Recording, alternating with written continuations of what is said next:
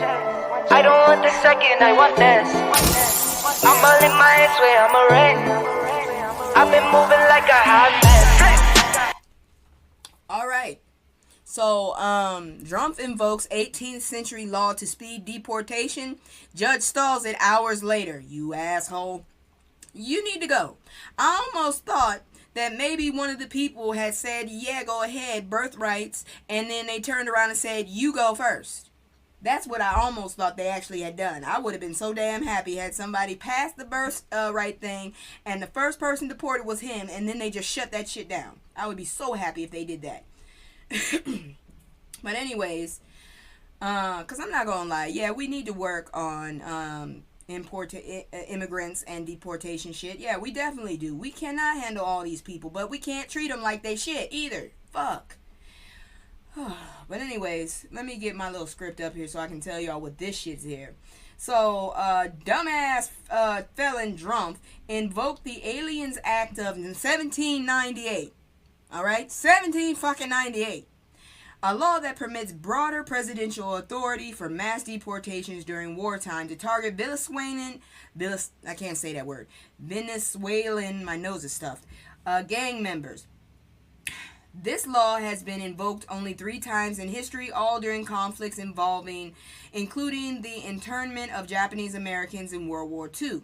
U.S. District Judge James E. Boasberg issued a ruling preventing the Drumpf administration from deporting Venezuelans, under this law, emphasizing the need for immediate action to protect the detained. The Drumpf administration began deportations under the proclamation, with El Salvador agreeing to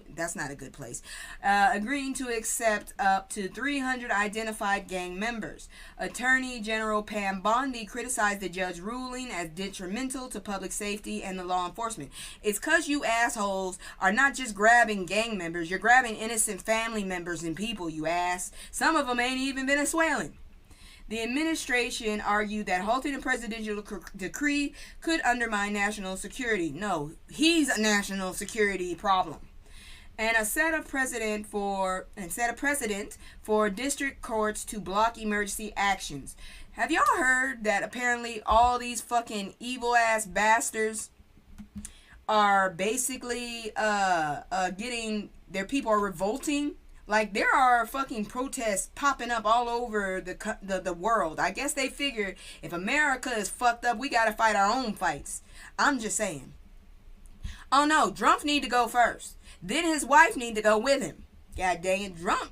No, you right, cause she's all the way illegal. His ass is a first generation. You right. My bad, you right. Anyways, let me see here now. Drumpf categorized the Venezuelan gang Tren de Aragua a significant threat to U.S. security, arguing that they were effectively at war with the U.S. The proclamation allows for the expedited deportation of migrants identified as gang members, bypassing regular immigration processes. There are concerns that such actions could lead to targeting of other immigrant groups, like I said, possibly using similar rationale, gangs like MS-13. Legal challenges were quickly filed by organizations like the ACLU in response to the administration inactions. Boasberg scheduled future hearings to consider further implications of the ruling, examining the legality of using this law against non-state actor like a gang. The judge indicated a reasonable chance of success for the ACLU's arguments against the administration's interpretation of the law. And that's the issue I have. Is all of these fucking people are interpreting it so they can get it their way. If you're going to kick out gangs, go ahead. If they are fucking up our country, go ahead. But these motherfuckers interpret this shit so they can get rid of innocent folks. The situation reflects ongoing tensions between presidential power and judicial oversights, particularly regarding national security and immigration policies. There is a historical precedence for the use of Alien Enemies Acts following the September 11th attack, leading to expansive views on presidential authority against perceived threats. But yeah, a lot of these protests are going globally, but my focus is on us, really. I will dabble in international black folk business, but you know, my main focus is us, really. So that's why I don't have a whole lot onto that. But what I do have for you is a great video. So I'm about to show this video, and I know y'all love this. I'm gonna show you the fuck around and find out too. Cause when y'all see this, y'all gonna feel so good. You gonna feel so good. I don't want the second, I want this. I'm all in my head, swear I'm a ring. I've been moving like a hot mess. These aren't police officers or soldiers. Your business owners, your fathers, your sons, daughters. These are civilians, members of the Lincoln Heights Safety and Watch program. It's a duty. Okay, let's go. The duty, protecting their neighborhood, the majority black village of Lincoln Heights, Ohio. After neo-Nazis held a rally here last month, carrying rifles, waving swastikas, and hurling racial slurs, just moments before children were let out of school. At the time, law enforcement officials said the neo-Nazis did not break any laws, but an investigation by county prosecutors is ongoing. Weeks later, the KKK came with these flyers. First African-American community above the Mason-Dixon line of staff. Safety and Watch Group spokesperson Durrance Daniels says the police did not do enough, which was more chilling because the town was founded in the 1920s as a safe haven for black residents. Lincoln Heights is our home. If somebody broke into your home, you call the police, and the police says, you know, if they do it again, we haven't broken any law, so we're just going to allow them to break into your home again. What would you do? So you feel like the police department and the sheriff have allowed or been silent in the face of this threat? They've been more than silent. I don't know what else to call that. Like that can't happen nowhere else. What is so intimidating about a black man with a gun saying that I'm not going to allow a terrorist to harm my family? Are you worried at all that having a potentially armed response could just create more friction, create more danger? I'll answer that by saying I've never felt safer as a black man in my community than I have right now. The mayor of Evendale, which oversees the police force that responded that day, said in a statement to NBC News, "Our emphasis on de-escalation and public safety resulted in the incident's resolution without injuries to any of the persons involved." But residents here say they can't afford to wait. Every day, the Safety and Watch Group escorts children to school and patrols the streets. Why do you all wear masks? Those Nazis, we have reports of them finding our backgrounds, so we're not hiding ourselves from the residents, but we're protecting our family for what we're doing out here. While many locals do support the security group, some, like business owner Eric Ruffin, say they wish the group wasn't needed. We don't want to become what we hate. You know, we don't want to become a group of people that walk around feeling like we have a reason in America to have to protect ourselves. And this community Stand up. Stand up. is not backing down.